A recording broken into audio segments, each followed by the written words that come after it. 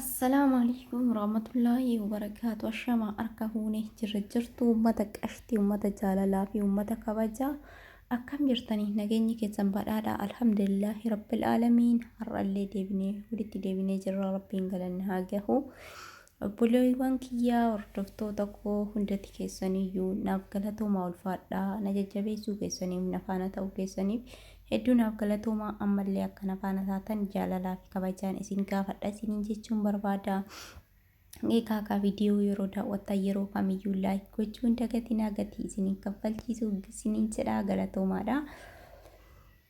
Innaa lillahi wa innaa ilaihi raaji'uun guyyarraa wallaahi wanna garaan nama gubatuu fi wanna madaa Oromoon madaa qaba. Madaarraa nutti dabalu biyya keenya keessatti dhagahaa jirra jechuudha. Akkuma argaa jirtan miidiyaa irratti uummata ijoollee kanneen ijoollee qeerroo qaxalee lafaa dhuftu akkanatti harka duuban hidhuun madaan kunuu osoo hin qoriin madaarraa madaa deebisaaran guyyarraan jechuudha. Ijoollee masaakiina tanaa akkuma mucaa jechuudha.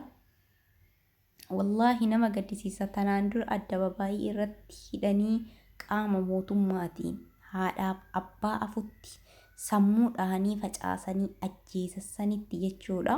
Uummata afutti qaama mootummaatiin ajjeefame sanitti har'allee ijoollee tanniinis akkasitti bifa saniin bifa hamaa saniin abbaa torbee jechuudhaan gadi yaasanii harka isaanii duubatti hidhuudhaan ajjeesanii ajjeesuu bira taranii kararratti darban jechuudha. Wallaahi garaan nu gubate yaa uummata. Biyya namaa keessatti gubannee biyya qabna jennee halchinaa biyya teenna galla jennee yaanna biyyi teenna akkanatti qeerroo abdii biyyaa qaxalee lafaa dhufaa kana silaanni jajjabeessan eegumsaaf ta'af jennaan garagalanii gaafa qaama mootummaatiin namni seera jalatti akkanatti harki duubatti hidhamee haala suukanneessaa kanaan ajjeefamu kana caalaa kana arguu caalaa wanti akkaan hamilee nama cabsu hin jiru yaa Oromootu. Mucaan kun ajjeefame badii takkaan maletti mucaa daa'ima qaxalee reef lafaa dhufaa jiru fiigee hin quufne abbaa torbee jechuun shiftaa fi hattoota keessa gadi dhiisee guursisee mana hidhaatitti gaafa qaama mootummaatiin qaxalee kichuutanii dhabama taasisan kanneen maaltu nama abdachiisa. Dhalataa hoon lafaa dhufuu maal abdata kana laalaa. Xiinsammuu dhalataa lafaa dhufutti ta'aa jirtanii.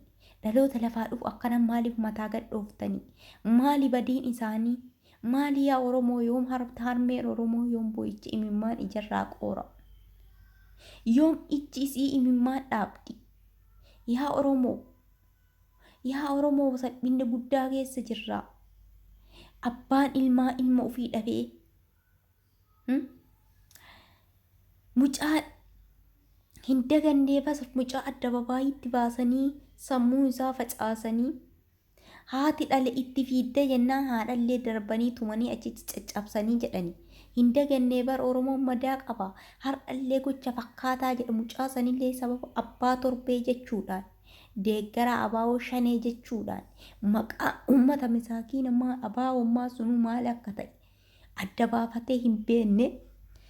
Abaawommaa sunuu shanee yoo jettee shanee sunuu maali siin jedhu uummata masaakiina jireenyi isaatuyyuu mataa gadi nyaatte jireenyi isaatuyyuu xiinsammuu itti ta'aa jirtu. Har'a gaafa akkana yaasanii harka lamaa isaa duubatti hidhanii sammuu isaa facaasanii qaama mootummaati.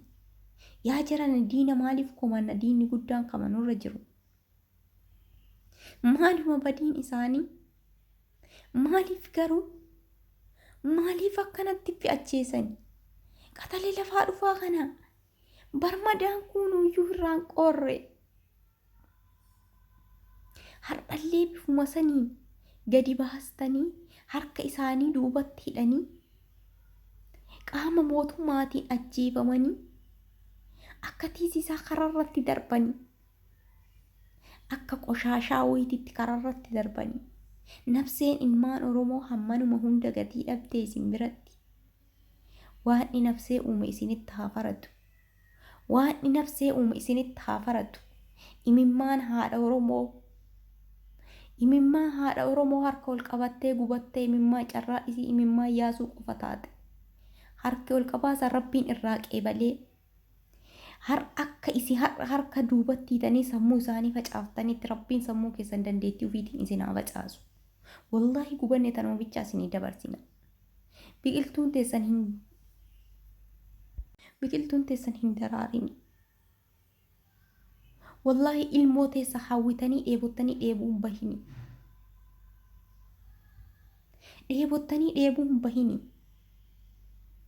Maali ka harmee Oromoo irraa qorsuu dadhabdanii? Maaliif tokkocha isaa jalaa tokkocha isii jalaa baastanii boojjistanii? Gahaadha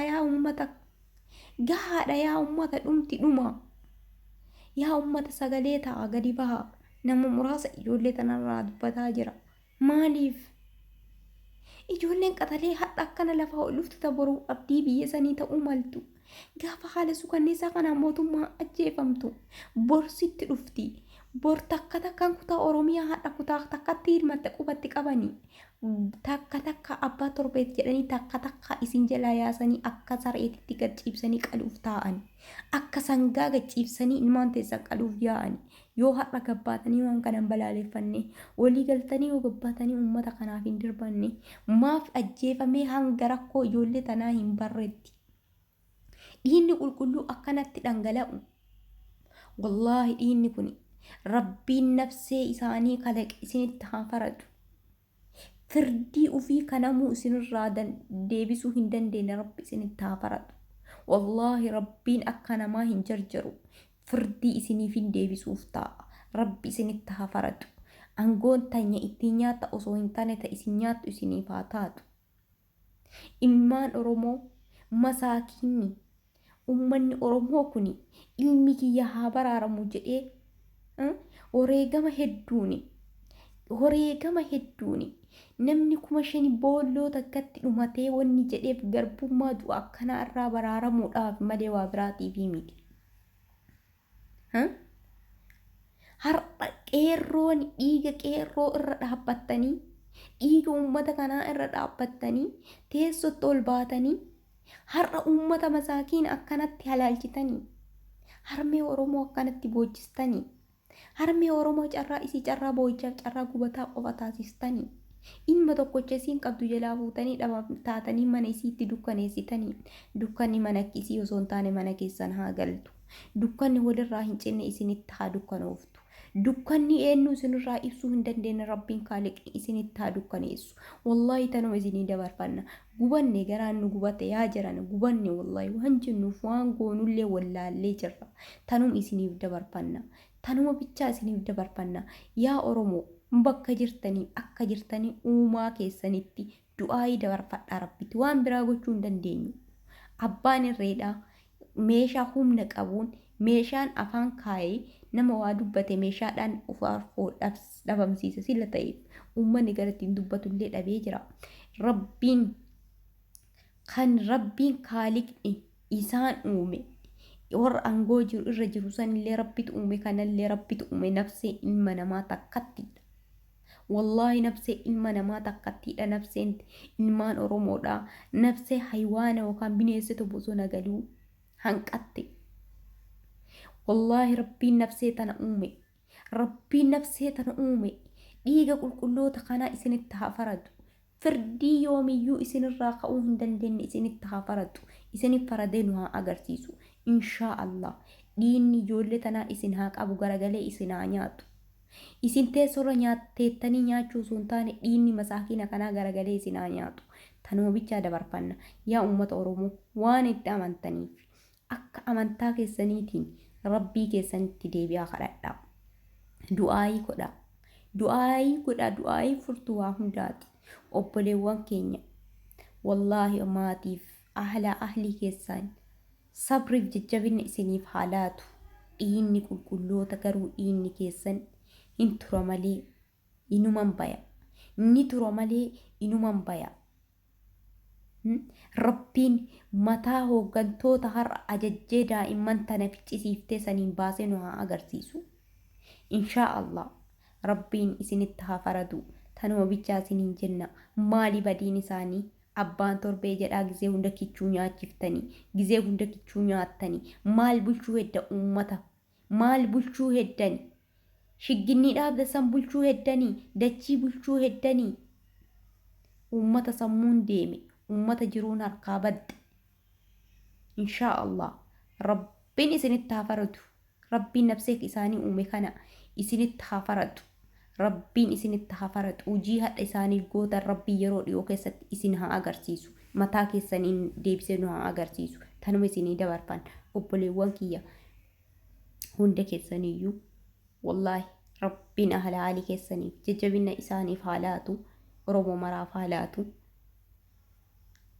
dhiiga keessa ammoo rabbiin lafan gatinii isiniif haa baasu isinii jechuun barbaanna obboleewwan kiyya du'aayii godhaa bakkuma jirtanitti viidiyoo isin irratti hin dheeressu